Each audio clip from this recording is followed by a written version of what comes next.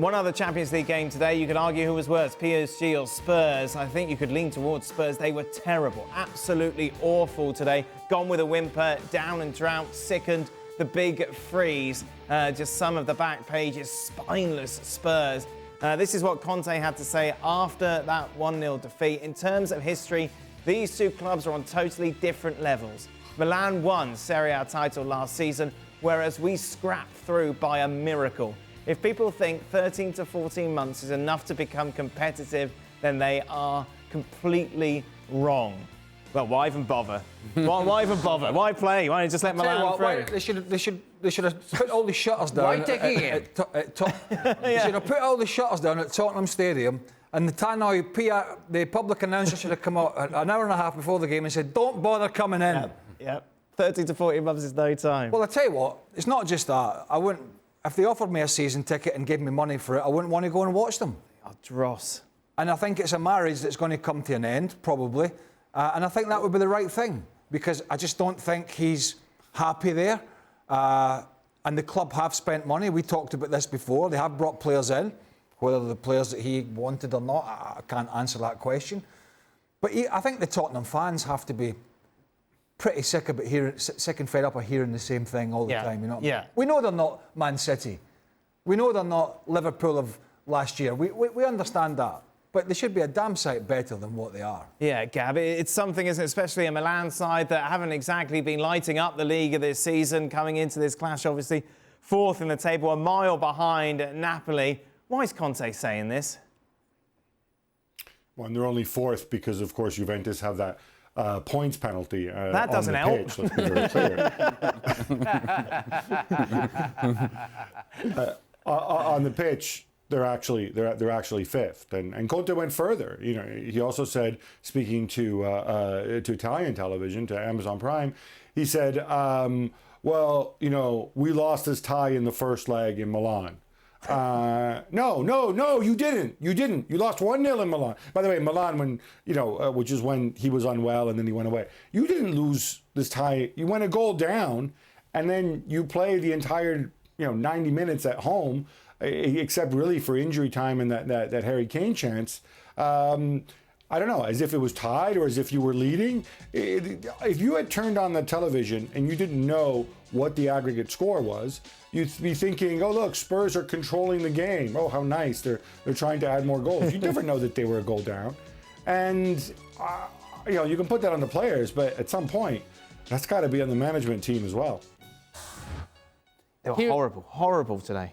They are. And I think, to me, when I read what Antonio Conte is saying, my question to him is, what does the history of Milan, what does Gullit, Rijkaard, Van Basten, Varese, Arrigo Sacchi, what does that have to do with you and your team not even scaring the Milan goal, not even pressing the Milan goal, not even just dumping balls into the box and hoping that something happens off of a rebound?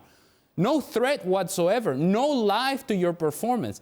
The history of Spurs, or lack thereof, has nothing to do with the performance. So you can hide behind that if you want to, in that comfortable blanket, because I guess at some point that feels good to you. But it doesn't excuse the inability of this team to get anybody excited. The fans must have shown up today hoping to find a reason to believe. And 10 minutes in, they're probably like, oh, no. Booed off at halftime. Booed at the end. This is the same that we have seen and we continue to see. And then your manager comes out and says, look, history tells us this wasn't going to work out. It is not the job of a manager to take the hope away from your own fans. And this is what this guy continues to do with what he says to the press, but also by the way that his team plays. What about the history of Sheffield United? The history of Wolves, of course, the two teams that beat Spurs leading up to this time. 3 games now without a goal. He's got to go, isn't he? I mean, Sheffield United, and we just talked about this, took two games to get past 50 of Wrexham. Yeah. Who, by the way, in the replay, Sheffield United played the strongest team, and Wrexham made, I think, 7 or 8 changes. And it took a missed penalty from Paul Mullen for Sheffield United to get through. That's how poor they've... And I get it, they're second in the Championship at the moment. They're 7 points clear, but they're going to come straight back down. if they go up. It's quite frankly, it's not just the results, it's the performances and it's the constant whinging. But again, a bit like PSG, it's not a surprise. Yeah. It's not a surprise. This is what Conte does. And every now and again it's successful when he gets a bit of cash and a bit of dough at Chelsea and into Milan and he's allowed to, and he coaches and it's the right time and all that. But at Tottenham, it's just not happening. Frank, it's interesting. We were talking during the game, and obviously the holy grail for Spurs is finishing in the top 4, booking a place in the Champions League. What's the point when you do this? Well, the guy is just trying to upset everybody, and he's sending a message of, in fact, why did you take me knowing that, in fact, nothing would happen because you are not good enough? Because you have no history, because I know that I cannot change anything, and it's becoming a circus. So that guy, I think, has to go because I think the fans going to be very upset. I have a question for you guys. If it's a circus at Tottenham, if you accept that Mbappe can go from Paris somewhere else, what do you think about Harry Kane? That fantastic striker staying at Spurs. Is that normal that the guy wants to stay? Frank, you're seeing it as if we're all going to defend him. We've had this discussion, of course, a lot on the show. And listen, I'll give it to you. Spurs are not serial winners of anything. But, I think, at least from a fan base point of view, there's a bit of hope there when one of your managers in recent years is taking you to a Champions League final, asking you to perform, as Gab said, at home when you're 1-0 down, in a little bit more of a positive manner, getting at least the crowd behind you, even if you don't get the victory. Yeah. But the support, 60,000, whatever that stadium holds, they walk away and say, man, we gave it a go there. A little bit unlucky, better finish.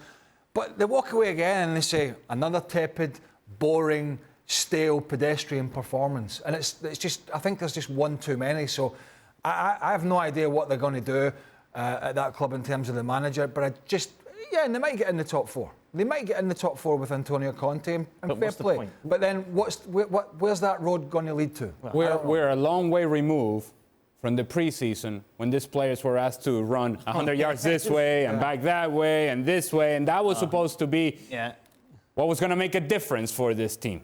That in key moments, in moments where they needed to test their toughness, they were going to be able to come through because of what they learned by running 100-yard sprints. That's not how it works. Gav, let's talk about Milan then, shall we? How did they get this done? Well, Milan played very well, and over the 2 legs, they created the majority of opportunities. But I don't think they played like Milan, and I am definitely in the minority. When they had that bad run, Pioli switched to the back 3. They became, I think, palpably more defensive. It also coincided with Benacer getting injured. And they started getting better results right up until the weekend when they lost to Fiorentina. And I don't think it's the right way of playing, but it was certainly the right way of playing tonight. That back 3, I think, largely untroubled. And further up the pitch, this is a team with, you don't know if Rafael Leao is staying or going, if he's going to sign his new deal, and Giroud's older, and Messias had a couple shots that looked like they went out for throw-ins, and all this stuff, but yet somehow the spirit is right. They make the right movements when they need to make them, and they work hard for each other, and it's very different from that much more intense Milan we had last season, and this is the football Pioli tried to play this year, but the wheels came off in terms of results. So let's see if they're going to continue with this, and how far they can go playing this way. Milan should have buried Tottenham in that second half. Yeah, they had so many chances. I think that would have been just with Tottenham's performance. Milan should have buried them in the second half. The chances that fell their way in the box, Tonali missed a couple of easy chances. There was 2 or 3 other ones. Origi hit the post. Hit the post. I mean, there was so many. If Milan were clinical in this game in London, it could have been 3 or 4. Honestly, it could have been. Well, thank you very much for watching ESPN on YouTube. For more sports highlights and analysis, be sure to download the ESPN app. And for live streaming, premium content, and let's not forget as well, ESPN FC 7 days a week. Subscribe to ESPN Plus.